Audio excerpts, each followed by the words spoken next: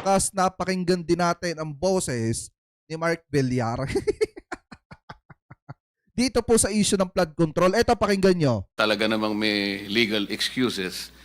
Ang ipadadala nila, somebody who can bind the corporation. Yung makakasagot din sa atin, to be practical. So, I will now call Senator Mark Villar for his opening statement. Thank you, Mr. Chairman. Very short lang, I just like to express my support to the committee dahil napaka-importante po ang layunin ng ating hearing ngayon dahil kailangan natin malaman kung ano nangyari, kung anong dapat gawin para ma-maximize yung budget sa flood control. Ang Pilipinas po ay napaka-prone sa baha. In fact, this... di ba naging DP secretary ka? Di ba Senator Mark Villar naging DPWH secretary po kayo? Ano po ang ginawa ninyo nung panahon na kayo ang secretary ng DPWH? Di ba nung mga panahon na yan pinaglaanan din ng pondo ng gobyerno yung mga flood control? May nagawa po ba kayo mga flood control nung panahon po ninyo? Kami nagtatanong lang naman. Kasi biruin nyo mga kababayan, pag naandi dito kasi sa Senate, pag nagsasalita sila dyan, akala nyo lilinis nila, no? Pero dapat itanong din natin kay Senator Mark Villar, ano po ba nagawa ninyo bilang sekretary ng DPWH? Hinawakan din po ninyo ang departamento ng DPWH nung panahon ni dating Pangulong Duterte. Pakitama na lamang po ko kung ako po ay mali. Sa inyo nga po na issue yung tulay na gumuho dun sa Isabela. Kasi isa rin po kayo sa humawak noon dahil kayo ang sekretary noong mga panahon na yon. So ngayon ituloy pa natin. This month, nung nakaraang buwan, nagkaroon tayo ng bagyo at halos 3 milyong pamilya ang apektado. So, base po sa karanasan ko bilang Secretary ng Public Works, napaka-importante po ang master planning sa flood control. Kasi pwede mong ayusin isang section. Naging sekretary siya mga kababayan ng Public Works and Highways. Kung titingnan nyo. Ayan siya na mismo nagsabi. Ano ba nagawa niya nung siya ang sekretary ng mga panahon na yan? Kasi di ba kung matatandaan nyo, nung panahon ni dating Pangulong Duterte na senator pa, etong si Senator Ping Lacson, natalakay din po niya yung issue ng flood control na nilaanan nga naman ng milyon-milyong pondo or milyon-milyong halaga na pera ng mamamayang Pilipino. Ngayon, ang tanong natin, saan po napunta yung mga flood control sa panahon ni dating Pangulong Duterte? At nung mga panahon na kayo pong sekretary ng DPWH, ano po ba ang nagawa po ninyo? May nagawa po ba kayo mga flood control? Kasi kung tutusin, dapat sa panahon ni PBBM, yung mga madadatnan po ng gobyerno dapat ni PBBM, pagkukumpunin na lamang po ng mga flood control na nasimulan po nila or nagawa nila.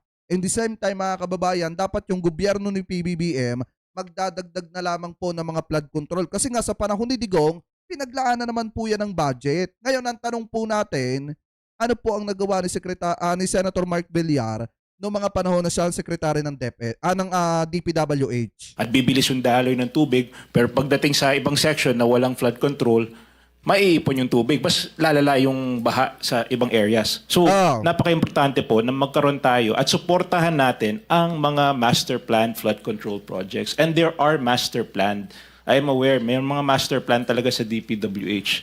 Some of them are foreign-funded master plan. Some of them are each floodwater basin na may master plan. So, importante po, para sa akin, yung pondo ng taong bayan ay dapat nakatutok sa mga master plan projects. Ngayon, kung sinasabi mo, Senator Mark Villar, na napakahalaga ng mga master plan, yung mga flood control project, bakit hindi mo po yan ginawa nung panahon mo na ikaw ang sekretary ng DepEd? Ang tagal-tagal nyo nakaupo sa mga pwesto, hindi nyo nagawa yan. Diba? Eto sa atin mga kababayan, yung sinasabi natin, hindi para batikusin sila.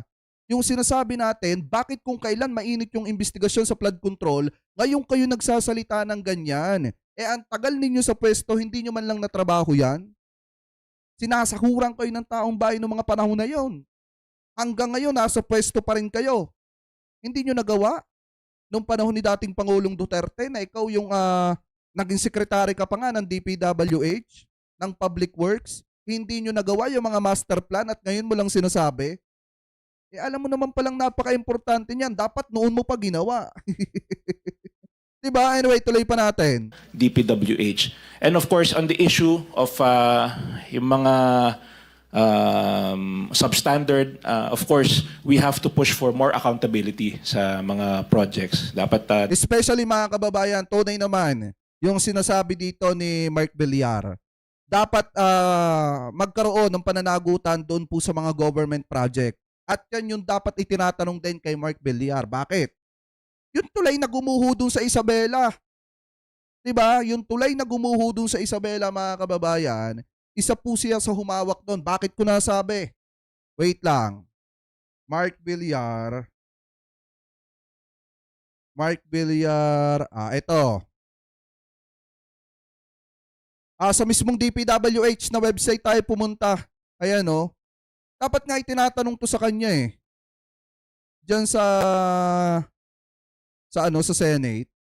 Kasi siya na rin na nagsabi ng pananagutan. Kaso ayaw magbukas. Bakit? DPWH to, mga kababayan, ha. Nakalagay dito pangalan ni Mark Villar. Ito po ay January 17, 2018 po ito na i-post. Ito naman po ay natalakay na natin nung nakaraang buwan or nakaraang linggo. Napag-usapan din po natin. Ito yan, mga kababayan, pwede po ninyong i-search yung Mark Villar Bridge in Isabela Province. Makikita nyo po yan. Ayaw lang kasi magbukas ngayon, oh. Nagbabapiring lang siya. Anyway, balik tayo dito. Yan.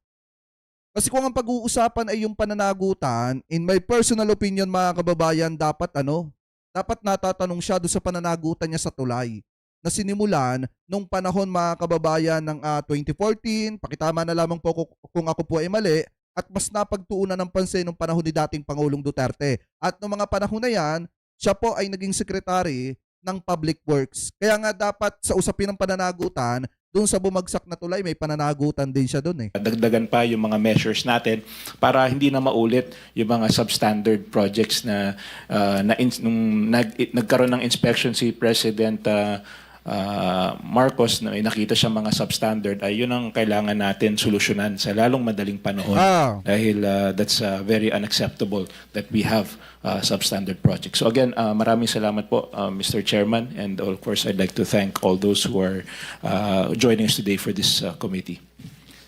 Ayan, dapat sinamantala na rin ng Blue Ribbon Committee na itanong kung ano yung nangyari doon sa tulay. Kasi hinawakan niya din yun, mga kababayan eh.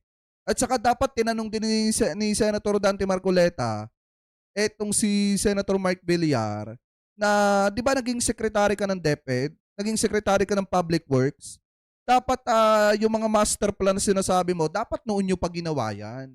Dapat ganun po ang ginawa ni Senator Dante Marcoleta. Kasi ang tingin ng mga didishit dito kay Senator Dante Marcoleta, walang kinakatakutan eh, kahit sino makaharap. Basta gusto niyang itanong yung gusto niyang itanong, itatanong niya. Bakit hindi niya itinanong kay Mark Villar, o naging sekretary ka naman pala ng DP, ng Public Works, dapat ginawa mo yan noon pa man. Para ngayon, ang ginagawa na lang ng gobyerno, itinutuloy na lang yung mga ginawa ninyo sa panahon mo. Kaya ang problema kasi, mga kababayan, ito nga yung sinasabi ko sa inyo, pangit kasing makita na sila yung nag-iimbestiga. Bakit? Kasi sila naman dapat yung iniimbestigahan eh. Hindi dapat sila nagtatanong at nag-iimbestiga, sila dapat ang tinatanong at iniimbestigahan kasi sila yung may pananagutan sa taong bayan. Diba? So ngayon, kung titingnan nyo, mga kababayan, ayon po dito kay Mark Villar, dapat daw po sa mga proyekto ng gobyerno, may mga pananagutan daw po dapat. Yung mga namahala. Ika nga, yung mga naka-assign, mga nagtrabaho, dyan po sa mga proyekto galing po sa gobyerno. So ngayon, sinasabi niya pa dito, yung about sa mga master plan, flood control. Dapat nung panahon niya, ginawa na po niya yan. Kaya nga, dito sa investigasyon na ito, medyo hilaw po tayo dyan. Bakit? Dahil ang gusto po sana nating makita, pati yung mga senator na may pananagutan, yung mga senator na pinondohan ng mga contractors, yung mga senator na may ugnayan or may kapamilya na may hawak na mga construction company, dapat yung mga yan ipatawag at imbestigahan. Dapat sila yung iniimbestigahan ng kanilang mga kasamahang senador. At dapat yung mag-iimbestiga dito, yung katulad ni Senator Ping Lacson at katulad ni Tito Sen, na walang pinapanigang kahit sino. Anyway, ngayon, mga kababayan, kung titingnan nyo, sa wakas nagsalita na itong si Mark Villar, pero para sa akin, mga kababayan, hilaw po yung mga sinabi niya dyan. Kasi nga, yung mga sinabi po niya diyan, patama din po sa kanya. Kasi hindi po niya naisip nung mga panahon na yan yung sinasabi niya diyan. Anyway, ngayon punta naman po tayo dito naman po sa next topic po natin na kung saan mga kababayan, ito yung matindi. Talagang hindi na nakatiis ito pong si Senator Mig Zubiri at talagang pinunteriya na yung mga kasamahan niya at yung mga kongresista mga kababayan na talagang sangkot sa mga flood control. Ano po, so ngayon ito, pakinggan po natin. Because you have to name names, sabi mo kanina, ikaw ang nagpanukala nito. So I will ask you to name names later on. Yun muna po, I will call the former Senate President, Senator Zubiri, for your questioning. Maraming salamat, Mr. Chairman. Yan na. Mr. Secretary, good afternoon. Ito, pakinggan nyo to, pakinggan nyo to. Yung elephant in the room. To all the members of the DPWH Good afternoon. and Secretary Pangandaman and all the other departments. Alam mo, let's address the elephant in the room, Mr. Chairman. Let's already address the elephant in the room. The DPWH is not all at fault. Tama. Kasi yan, Totoo kanina pa, din. nahiya lang si Secretary, Mr. Chairman. Pero in our conversations together with Secretary Mina, namamanggal yung budget. Iba yung NEP, paglabas po ng ng GAA, yung General Appropriations Act. And I've had conversations with the good secretary na sabi niya, wala na yung aming flagship projects. Wala na kaming road right of way. Out of sheer frustration. Hindi kasalanan ni Sec. Yun, Mr. Chairman. Kasi tamang sinabi niya, pagdating sa NEP, vetted na yan. May RDC Council approval yan. Napakahirap, napakahigpit. And the DBM also knows that there's a vetting process. Kaya paglabas po ng budget, iba nang itsura ng budget, wala na po silang magagawa dahil batas po yan. Kailangan po nilang i-implement yun. That's the elephant in the room. Kaya tama si Toby. Sino yung Sino yung mga elephant in the room na tinutukoy niya? Yan yung mga ibang mga kongresista na gahaman mga kababayan at ibang mga senator na gahaman na may ugnayan sa issue ng mga flood control at mga nanamasa sa issue po ng mga flood control. Yan po yung tinutukoy niya na mga elephant in the room mga kababayan. Sino yung mga tinutukoy niya diyan? Si Bongo, sino pa ba? Si Villanueva, si Escudero. Diba yan yung mga elephant in the room mga kababayan na tinutukoy niya diyan. Hindi niya lang pinangalanan, pero alam ng taong bayan kung sino yung pinupuntirya dito sa mga salitang ito ni Senator Mig Zubiri. Sa Congress naman, edi yung mga may ugnayan sa mga construction company. Pitsahan ko sa Kongreso kahapon. Ibigay yung mga amendments from the NEP and after the BICAM. Kasi napakasimple lang po yan eh. Ito po yung NEP, ito po yung amount. Yung marami dyan, walang kalokohan na projects, walang flood control, walang cat's eyes, walang pagbili ng solar lamps, paglagay po ng road barrier, rock netting, tsaka yung pintura sa kalsada. Paglabas ng budget, inamend yung budget nila, linagay na po lahat yun. We need to find out the proponents of that, and the President is in the right track. Kasi I've seen the President's frustration when I was Senate President na talagang bakit namamanggal yung budget, ba't nawala yung aking legacy projects. Kaya for 3 years, nawalang legacy project yung ating Pangulo. Dahil nga, siguro there was a free hand. And we're all guilty, no? Both House and the Senate. Tama! Totoo mga kababayan. Ngayon, ang masaklap kasi dito, sino ba ang malimit sinisisi ng taong bayan tuwing hindi nila maramdaman yung pagbabago at pag-usad ng isang bansa? Ang presidente. Pero sana maintindihan ng mga kababayang Pilipino po natin na ang pagbabago ng isang bansa ay hindi lang po sa presidente nakasalalay. Kung hindi, nasa Kamara, nasa Senate, mga kababayan, at dun po sa mga miyembro ng Senado at Kamara.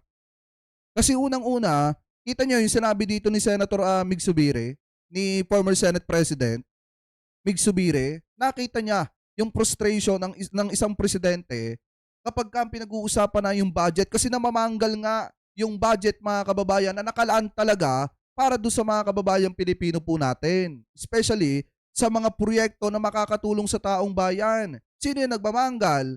Di vote in Senate mga kababayan. Anyway, ituloy pa natin. So, I think, wag na tayo magsanto-santo dito. Ilabas na natin yung listahan. Sino ba nag-amend yan? Tama. Tapos depensahan ng congressman o senador sa Luneta kung kaya niyang idepensahan, ba't niya linagay doon? Tama ang sinabi ni chairman. Maraming project dyan, ghost. Meron pa nga hindi ghost, ginawa pero kalahati lang. Supposed to be 100 linear meters, naging 15 linear meters na lang. Di dapat kasuhan yon. Saka biruin nyo mga kababayan, no? Kung titingnan nyo, kung iintindihin nyo yung insertion na Escudero na 142 billion, tingnan nyo yung ibang pinaglagyan doon, yung mga strip light, yun yung mga nakikita nyo sa mga barangay ninyo na bagong itinatayong alam nyo yung may bakal, tapos may solar light. Laki pala ng gastos dyan. Ang laki pala ng budget na nakalaan dyan. Tapos kung kukwentahin nyo lahat yung mga strip light na inilagay sa barangay nyo, isusuma total ninyo, magugulat kayo sa amount, and then dun sa amount na nakalaan para doon. Diba? So ngayon kung titingnan nyo, dun pa lang mga kababayan na sa binanggit ko na strip light na yon, dun makakakita kayo may anomaly na dun eh. Because that's a Kasi magkano lang yung solar light, magkano lang yung bakal. Tapos magugulat kayo, ganyan pala kamahal yung isang pirasong yan. public infrastructure Diba? project. If it is not 100 linear meters under the contract, they do 50 linear meters. You can file a case like what they did to Napoles and file a case against them for substandard projects. Tama. Kung pag na yun, gumuho ng tubig, gumuho din yung project. Labas ng kabilya, walang kabilya, kawayan lang. Nandun sa Albay, sa home province ng aking nanay. Panay, coco lumber. Diyos ko po. Tsaka bato. Tapos semento. Yung semento, mas manipis pa sa platito yung semento. Yan, kasuhan yan. Kasuhan ka agad yan. Tapos tignan mo yung proponent. Kung wala po sa NEP yan, sino ba naglagay na politiko dyan? Yan ang tanungin natin. Kasi there's always a day of reckoning in the elections. You will always say, kayo pala proponent na itong mga substandard projects. Ay, lagot kayo sa amin kasi binaba kami dito. That's the elephant in the room, Mr. Chair. Tsaka pansinin nyo mga kababayan, ito pa, dagdag natin. Di ba may makikita kayo minsan ng overpass? Yung overpass, tingnan ninyo mga kababayan, kapag bagong gawa yung overpass, may makikita kayong tarpaulin. O tarpaulin na nakalagay dyan. Makikita ninyo kung magkano yung gastos dun sa overpass. Minsan 148 million, 105 billion. Pero kung talagang ipapagawa mo actually yan, gagastusan mo actually yan, hindi mo titipirin, hindi ganun kalaki ang gastos dun sa overpass na yon. Baka nga sa 30 million mga kababayan, buong-buo yung overpass na yon, napakatibay at napakaganda na po nun. Pero kung pagmamasdan nyo yung overpass minsan, makikita nyo lang, ganyan lang ginawa, baka nga mga substandard pa yung nakalagay, pero laki ng ginastos, 148 million, 108 million. Diba? Doon pa lang makikita nyo mga kababayan, may anomalies na. Overpass lang yung ginawa, ganyan lang kahaba, pero ginastusan ng 104 million, 145 million. Doon pa lang may anomalies na eh. Chairman, I did not want to make an opening statement, but watching this talaga angers me.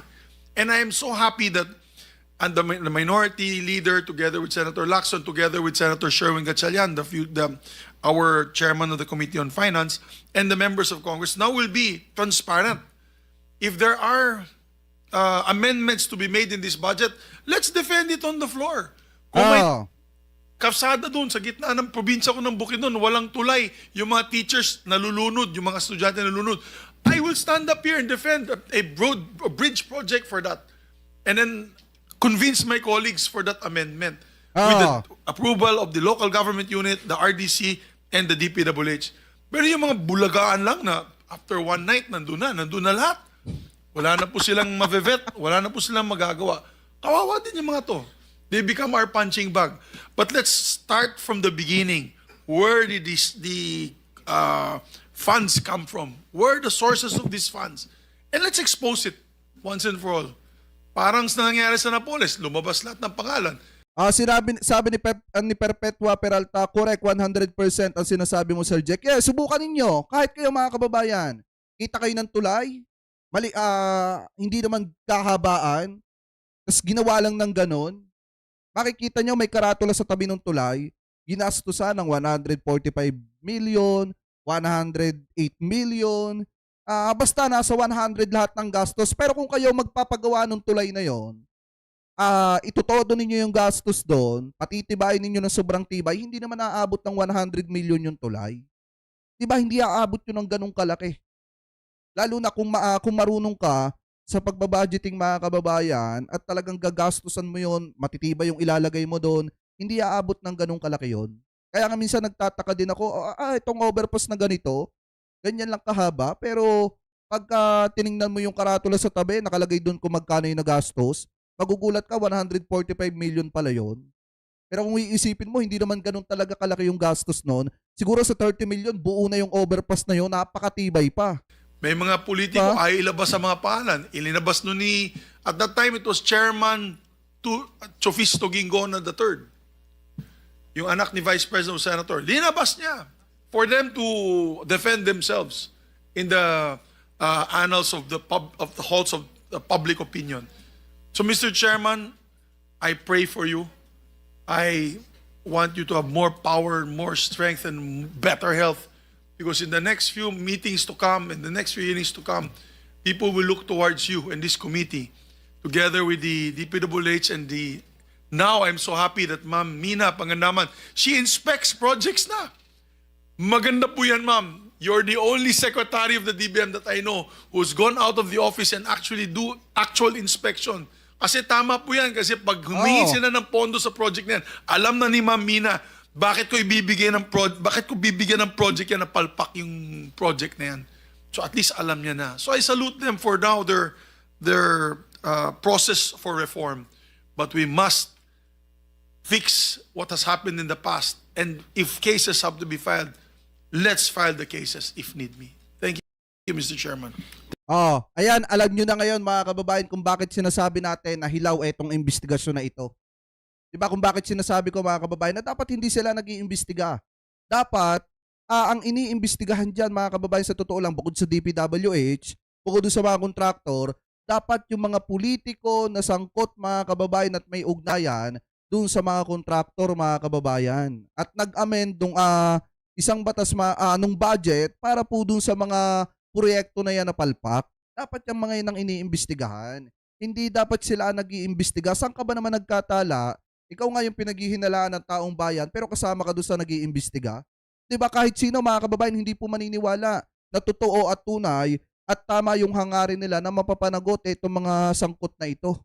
Diba kaya para sa akin, dapat para masabi ng taong bayan na patas sa itong investigasyon na ito, dapat dapat iniimbestigahan dyan sina Bongo, yung ugnayan ni Bongo sa Alprego Builders, iniimbestigahan yung sinasabi na may insertion, 'di ba dapat iniimbestigahan niya mga 'yan para patas. Ano po kaya tama itong sinasabi dito ni former Senate President Mig Zubiri na yung mga elephant in the room mga kababayan, dapat iniimbestigahan din 'yan. Anyway, ano po ang komento ninyo hingil po diyan sa topic na 'yan? Comment below na lamang po mga kababayan kung ano po ang masasabi nyo hingil po sa topic na 'yan na tinalakay po natin.